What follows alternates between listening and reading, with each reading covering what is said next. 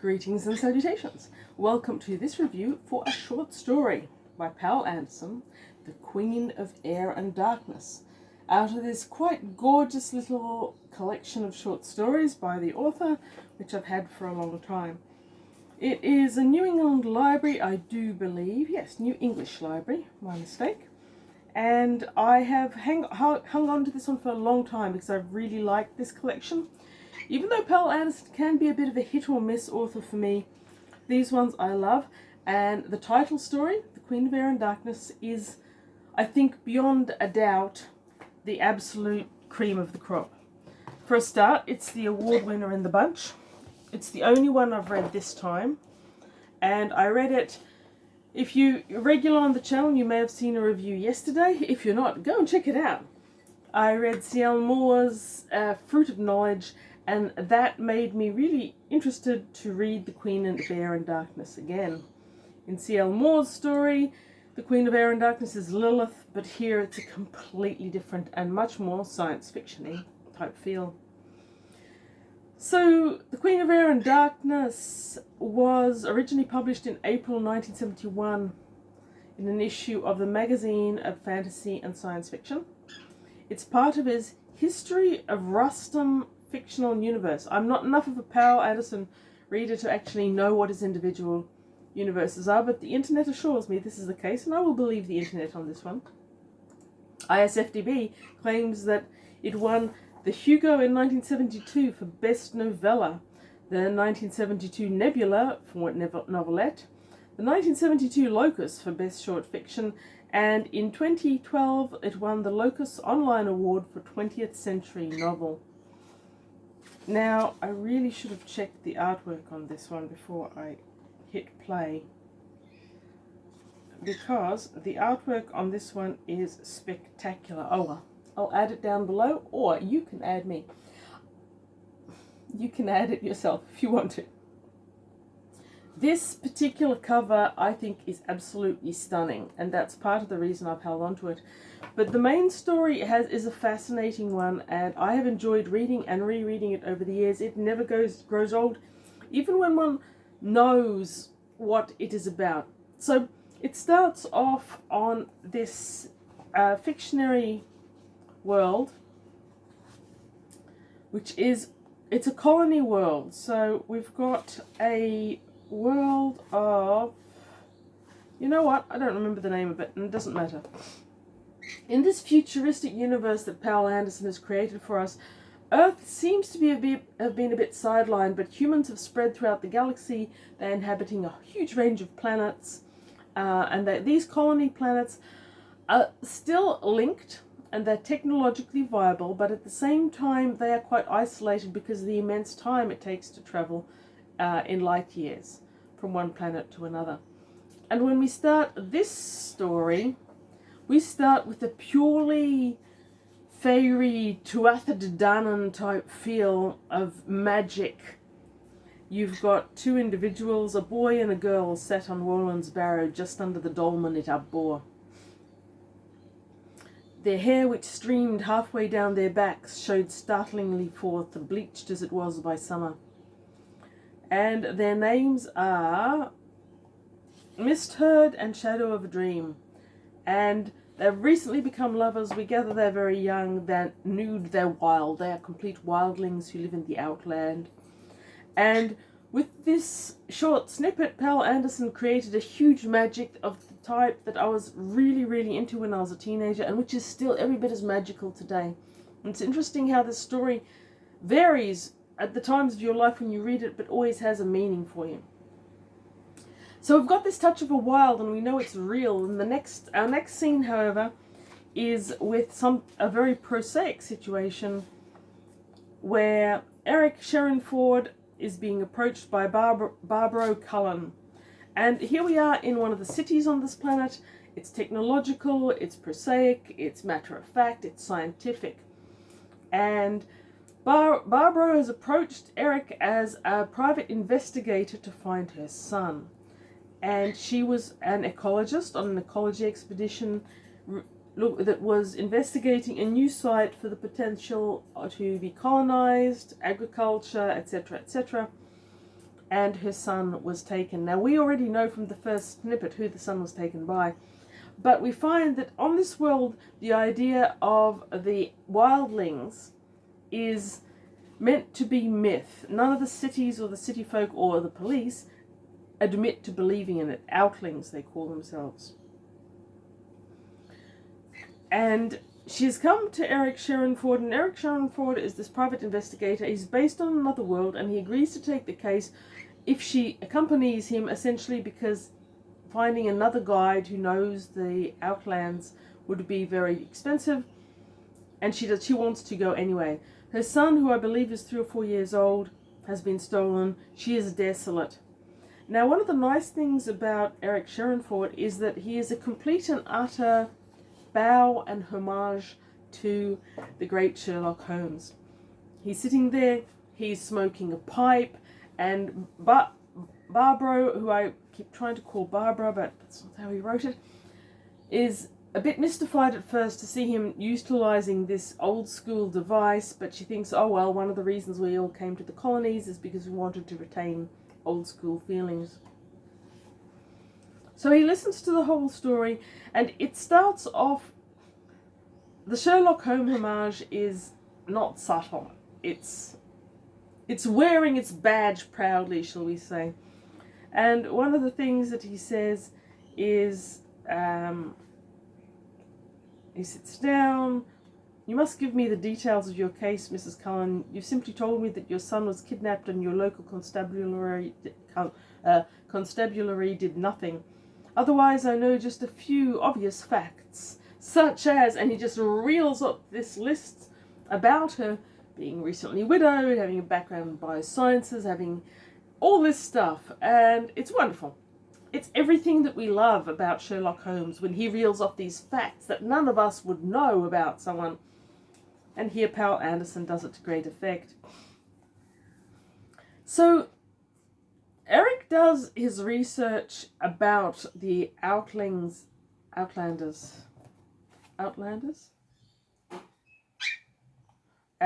Before going off into what I would call the Outback. Outlings, there we go.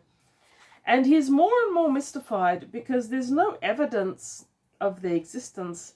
And when the planet was first surveyed, they found only a few relics that suggest that possibly, there had been an intelligent race at some stage before. But no one since moving in has really noticed anything, and these myths seem to him to be myths of humanity, of old humanity, of the trolls and fairies and the sorts of myths that were present on Earth, the far-forgotten Earth almost of this futuristic universe. Anyway, they head off into the great beyond, and we kept finding these snippets, learning more and more bits and pieces here and there. Miss Hurd appears again in a small group that has been sent by the Queen, or the Wondrous One, to investigate what these two people are doing there. They also spend a night with a colonist family who unaffectedly believe in the Queen of Air and Darkness. And they are begging them not to go over Troll Mountain, I think they call it, even though that's not its survey name, because interfering with the old folk always ends badly. So as they travel further into the Outlands, this myth stops being just a myth or a story that no one believes in the city, and it becomes something that everyone believes and everyone understands. So that's fantastic. The whole style of narration and the slow storytelling is amazing, and I love it. By the time they reach the outlying Outlands, we know, of course, from the start that these beings exist. We just don't know quite what they are. And as Eric travels through, he's talking about what they could be and what they might be. And finally, they encounter them. And everything else is spoilers. If you have got any chance to read The Queen of Air and Darkness by Poul Anderson, I thoroughly recommend it. It's science fiction of the best sort, with that tinge of fantasy and the strong characters that make you emotionally anchored to what you're reading about, but also the really fascinating notion of what happens when a native people are invaded, which is very colonially relevant. So much good stuff about this. I've got nothing to criticize. This is a 5 out of 5 stars. You should go away and read it. And when you have, come back and we'll talk. Chirp? We keep chirping? No, we don't chirp. Okay. So spoilers ahead. Not a huge fan always of poetry and songs written into stories. This was one of the exceptions. So when Barbro and Eric are staying with the family, in order to diffuse the tension that's arising between the family, Iron Williams, I think it's called. William Irons, there you go, and his family. His daughter strums a guitar. The boy sings this folk song about the Ranger Arvid riding homeward across the hills who encounters the Queen of Air and Darkness. And Barbro kind of loses her shit a bit because she's searching for her son who's been stolen by these beings, and she can't bear to hear them being flattered. And Eric very much makes the point, Eric Sherrinford, I believe I should be calling him, because that's what Poul Anderson calls him. That's a big word, though. Eric increasingly makes the point that these mythologies and stories and visions are very much earthling ones. And he doesn't believe it's by accident. And he doesn't believe that the natives of the planet are by any means done and gone. His theory is that the very few tools and engravings and stuff that have been found are because after the colonists, after the first contact had surveyed the planet, the natives realized that they were about to be invaded, didn't think there was much they could do about it, and they removed them all so that people coming in wouldn't know how extensive their civilization was and wouldn't learn much about them. But at the same time, they were learning a lot about humans because they are telepathic. And we've got a cute little explanation for how telepathy might work. And one of the things that Eric Sherrinford has done is equipped this movable... It sounds like a Winnebago. I'm sorry, it's a caravan. It can fly, but it's a caravan and they're living in it. He's equipped it with armor and weapons, but also all these scanners that we don't learn very much about originally, because his theory is that they are telepathic. He believes they'll be able to pick up a lot from Barbro when she isn't in the field. He has created a field around this traveling Winnebago-y thing, space Winnebago, and while you're in it, your thoughts can't be affected. But while you're outside it, your thoughts can be read by the telepaths. And we find out later that some of the Queen of Air and Darkness's legion are able to project their thoughts into illusions that you believe utterly. And we've got some great scenes of how he utilizes those skills and how eventually Mistherd is caught by him. At the same time that Eric Sherrinford captures Mistherd, from whom he wants some validation, I guess, of some of his theories, and Mistherd appears on the scanners as human, but he's accompanied by other creatures that are not. One is kind of like what we'd imagine a troll to be, though it's 4 arms, big and rugged and everything, though they call them a Nikor, a creature that has recently been invented by the Queen of Air and Darkness. They're also accompanied by a wraith of some kind. They don't call it a wraith. What do they call it? They call it something else. That seems to have the capacity to create the illusions. So he leaves Barb in the Winnebago. It's not a Winnebago. You know what I mean. And goes out to capture Mistherd, which he does. But when the troll emerges, the Nikor emerges, Barb is good outback woman. She is shooting it with the large pellets, and she goes outside that sphere of protection that Eric Sherrinford has created around their dwelling. And as soon as she's outside it, an illusion is projected at her of her son calling her as he runs through the bush. And she drops the weapon and runs after him and is captured. So then, at this point, towards the end, we end up with these small flickers of information as we follow Eric talking to Miss Hurd in the vehicle, and then the Queen of Air and Darkness sends this amazing glittering force of fairies to rescue him or negotiate, and they're getting closer and closer because he's turned off all his protective fields. At the same time, we're following Barbaro, who has been taken to the Queen of Air and Darkness, clearly under significant illusion because she thinks her dead husband is carrying her. And when she gets there, she's reunited with her son.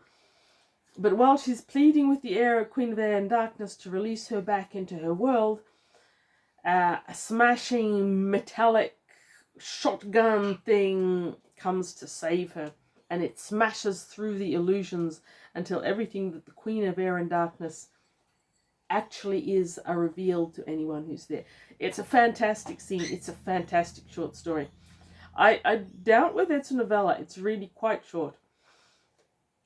But at the end of it, you're left with so many interesting things to think about, because the concept is of an indigenous race, and while they aren't technological in the same sense we are, as Eric Sheriford makes clear, they've got their own technologies. They've got bioscience in a way that we don't understand, because they can just create a new species pretty much out of nothing. They've got mind science in a way that we as humans don't have, though he was able to block it. And Barbara asks why they didn't just contact the people who are moving in and claim that this is not Terra Nullis, we live here.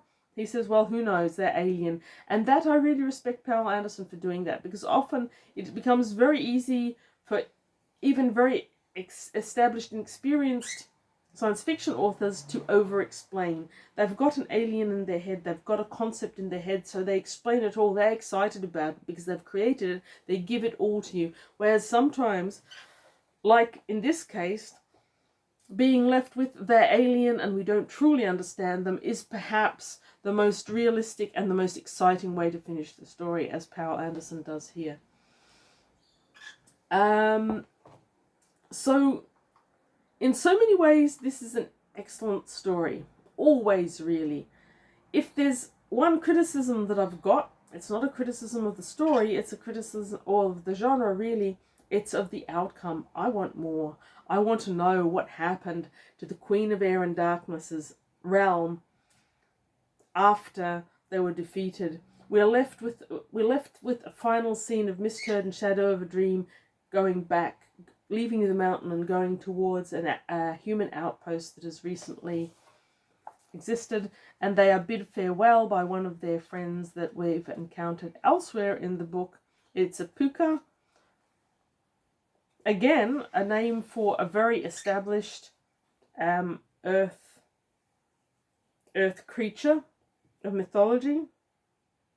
Its name is Ayok, and he's lingering there, and he's saying that he feels the need to offer farewell to the place where people probably aren't going to dance and celebrate anymore, and a goodbye to her who had lately joined him that slept in the dolmen. And it gives up a short rhyme as a farewell.